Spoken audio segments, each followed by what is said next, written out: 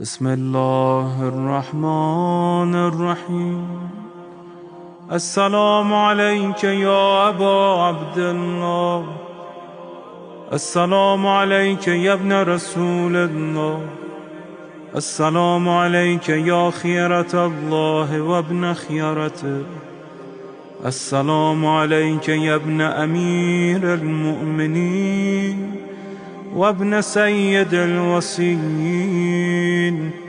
السلام عليك يا ابن فاطمة سيدة نساء العالمين، السلام عليك يا ثار الله وابن ثاره والوتر الموتور، السلام عليك وعلى الأرواح التي حلت بفنائك، عليكم مني جميعا سلام الله أبدا ما بقيت وبقي الليل والنهار. يا أبا عبد الله، لقد عظمت الرزية وجلت وعظمت المصيبة بك علينا وعلى جميع أهل الإسلام، وجلت وعظمت مصيبتك في السماوات على جميع أهل السماوات. فلعن الله أمة أسست أساس الظلم والجور عليكم أهل البيت، ولعن الله أمة دفعتكم عن مقامكم وأزالتكم عن مراتبكم التي رتبكم الله فيها، ولعن الله أمة قتلتكم، ولعن الله الممهدين لهم بالتمكين من قتالكم. برئت إلى الله وإليكم منهم ومن أشياعهم وأتباعهم وأوليائهم. يا أبا عبد الله، إني سلم لمن سالمكم وحرب لمن حاربكم إلى يوم القيامة. ولعن الله آل زياد وآل مروان، ولعن الله بني أمية قاطبة، ولعن الله ابن مرجانة، ولعن الله عمر بن سعد، ولعن الله شمرا، ولعن الله أمة أسرجت وألجمت وتنقبت لقتالك.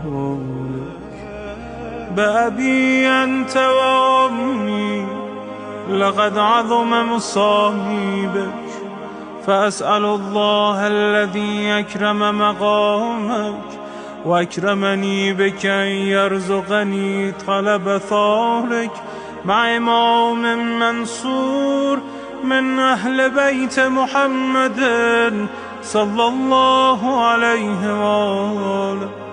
اللهم اجعلني عندك وجيها بالحسين عليه السلام في الدنيا والآخرة.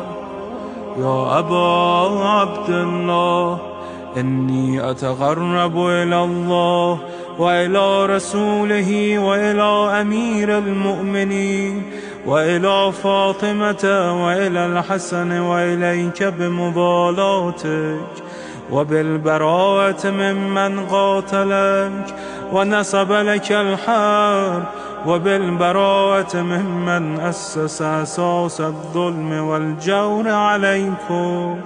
وأبرأ إلى الله وإلى رسوله ممن أسس أساس ذلك وبنى عليه بنيانا وجرى في ظلمه وجوره عليكم وعلى أشيائكم. برئت إلى الله وإليكم منهم، وتقرب إلى الله ثم إليكم بمضالاتكم ومضالاة وليكم، وبالبراءة من أعدائكم والناصبين لكم الحرب، وبالبراءة من أشياعهم وأتباعهم. إني سلم لمن سالمكم، وحرب لمن حاربكم، وولي لمن والاكم، وعدو لمن عاداكم. فأسأل الله الذي يكرمني بمعرفتكم ومعرفة أوليائكم، ورزقني البراءة من أعدائكم، أن يجعلني معكم في الدنيا والآخرة، وأن يثبتني عندكم قدم صدق في الدنيا والآخرة. وأسأله أن يبلغني المقام المحمود لكم عند الله، وأن يرزقني طلب ثاري مع إمام هدى ظاهر ناطق بالحق منكم. وأسأل الله بحقكم وبالشأن الذي لكم عنده أن يعطيني بمصابي بكم أفضل ما يعطي مصابا بمصيبته، مصيبة ما أعظمها وأعظم رزيتها في الإسلام وفي جميع السماوات والأرض. اللهم اجعلني في مقامي هذا ممن تناله منك صلوات ورحمة ومغفرة. اللهم اجعل محياي محيا محمد وآل محمد، ومماتي ممات محمد وآل محمد. اللهم إن هذا يوم تبركت به بنو أمية وابن آكلة الأكباد، اللعين ابن اللعين على لسانك ولسان نبيك صلى الله عليه وآله، في كل موطن وموقف وقف فيه نبيك صلى الله عليه وآله. اللهم لعن أبا سفيان ومعاوية ويزيد بن معاوية، عليهم منك اللعنة أبد الآبدين. وهذا يوم فرحت به آل زياد وآل مروان بقتلهم الحسين صلوات الله عليه. اللهم فضاعف عليهم اللعن منك والعذاب الأليم.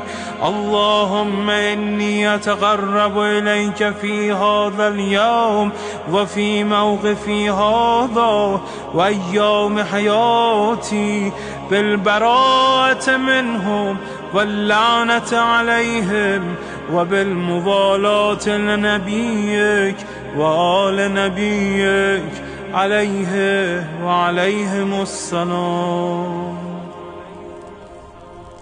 اللهم لعن أول ظالم ظلم حق محمد وآل محمد، وآخر تابع له على ذلك. اللهم لعن العصابة التي جاهدت الحسين وشايعت وبايعت وتابعت على قتله. اللهم لعنهم جميعا. السلام عليك يا أبا عبد الله، وعلى الأرواح التي حلت بفنائك. عليك مني سلام الله أبدا ما بقيت وبقي الليل والنهار، ولا جعله الله آخر العهد مني لزيارتكم.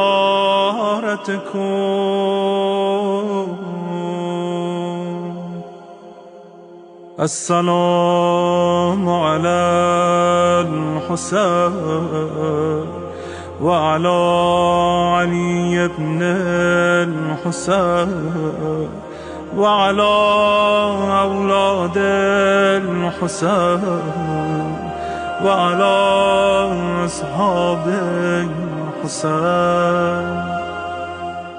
اللهم خص أنت أول ظالم باللعن مني، وابدأ به أولا، ثم العن الثاني والثالث والرابع. اللهم العن يزيد خامسا، والعن عبيد الله بن زياد وابن مرجان وعمر بن سعد وشمرة وآل أبي سفيان وآل زياد وآل مروان إلى يوم القيامة. اللهم لك الحمد حمد الشاكرين لك على مصابه. الحمد لله على عظيم رزيتي. اللهم ارزقني شفاعة الحسين يوم الورود، وثبتني قدم صدق عندك مع الحسين وأصحاب الحسين الذين بذلوا وهجهم دون الحسين عليه السلام.